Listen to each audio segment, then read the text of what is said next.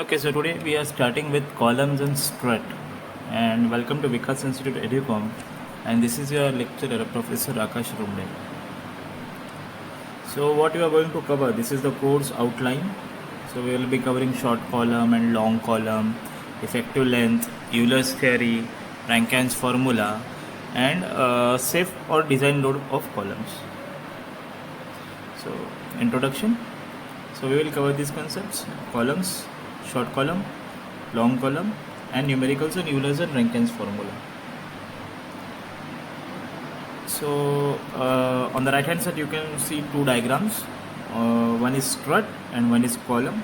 So ये basically क्या होता है कि a structural member subjected to axial compressive force. आप देख सकते हो कि हर डायग्राम में जो कोई भी हमारा फोर्स है वो मेंबर के एक्सिस में से जा रहा है. ओके, सो इसीलिए वो एक्सियल है and it's a compressive force. So usually a structural member जिसमें एक एक्सियल कंप्रेसिव फोर्स एक्ट कर रहा है उसको हम लोग स्ट्रट बोलते हैं. नाउ ये जो स्ट्रट है ये हॉरिजॉन्टली इंक्लाइन या वर्टिकली हो सकता है, मे बी हॉरिजॉन्टल और इंक्लाइन और वर्टिकल. एंड वर्टिकल स्ट्रेट जो स्ट्रट होता है, ओके, जिसको हम लोग बिल्डिंग ऑफ फ्रेम्स में यूजुअली यूज़ करते हैं तो उसको हम लोग कॉलम्स बोलते हैं. So you can see there is a buckled steel column and buckled RCC column.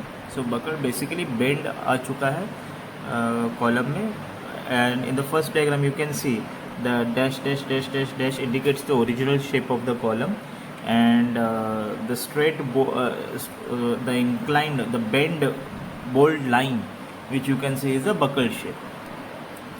So Euler's theory क्या होता है कि यूलर ने पहले कोशिश की थी कि कॉलम का जो स्टेबिलिटी है उसको पढ़ाई करने की.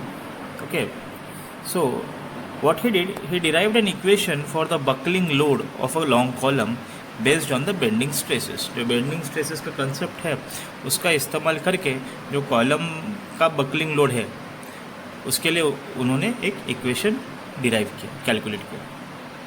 सो अब ये करते वक्त he made few assumptions which is that the cross section, okay, usually जो शेप होता है हमारे कॉलम का, it is uniform through out the length. ये एक एजम्पशन उन्होंने किया था. उसके बाद जो कॉलम का सेल्फ वेट है, हम लोग we can say it's a dead load, तो ये सेल्फ वेट ऑफ कॉलम को निगलेक्ट कर दिया कि ये वजन को हम लोग को नहीं लेना है कैलकुलेशंस में, ऐसे यूलर ने कहा. जो मटेरियल है इट इज़ परफेक्टली इलास्टिक. अब आपको इलास्टिक मटेरियल मालूम है क्या होता है कि like original shape and size रहेगी ना, और यहाँ पे वो परफेक्टली इलास्टिक है. नाउ इस पे जो कॉलम में जो भी फेलियर होगा उसके लिए सिर्फ बकलिंग रिस्पॉन्सिबल होगा और कोई भी फोर्स इस पर रिस्पॉन्सिबल नहीं होगा. ऐसे यूलर ने कुछ एजम्पशंस किए थे.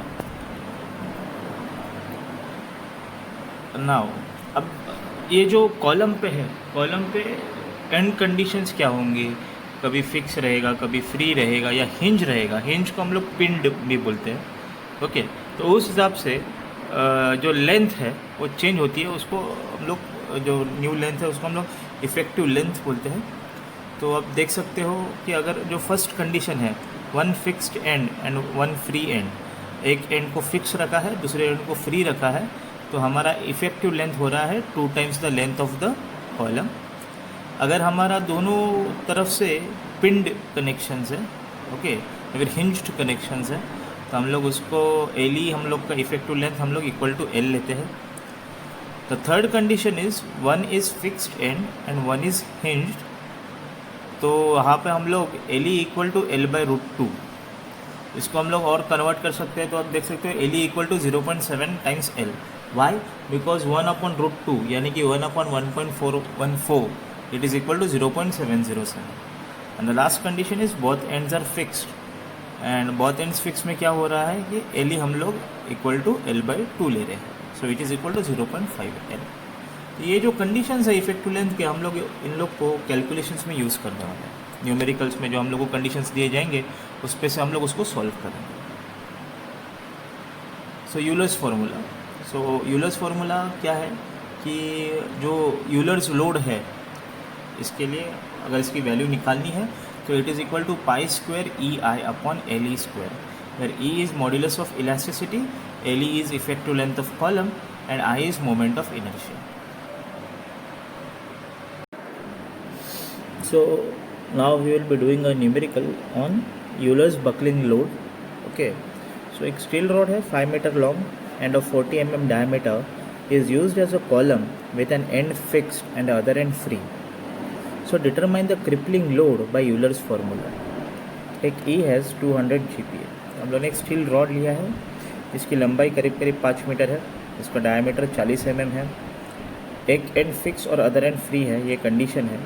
हम लोग को क्रिपलिंग लोड निकालना है. ई का वैल्यू 200 GPa दिया है. So given is L equal to 5 metre which is 5000 mm, D equal to 40 mm, E equal to 200 into 10⁻³ newton per mm square. ये GPa को हम लोग ने MPa में कन्वर्ट करके उसको न्यूटन पर mm स्क्वायर में इक्विवेलेंट कर दिया है. अब कंडीशन क्या है कि वन एंड फिक्स है और अदर एंड फ्री है. यहाँ पे क्या होता है कि हम लोग का जो इफ़ेक्टिव लेंथ है इसको हम लोग 2 टाइम्स द लेंथ लेते हैं. सो हम लोग का लेंथ अगर 5000 mm है, सो 5000 इंटू 2 ये हो जाएगा 10,000 mm. सो इसको हम लोग 10⁻⁴ mm ले रहे हैं. Now further moment of inertia हम लोग को निकालना है.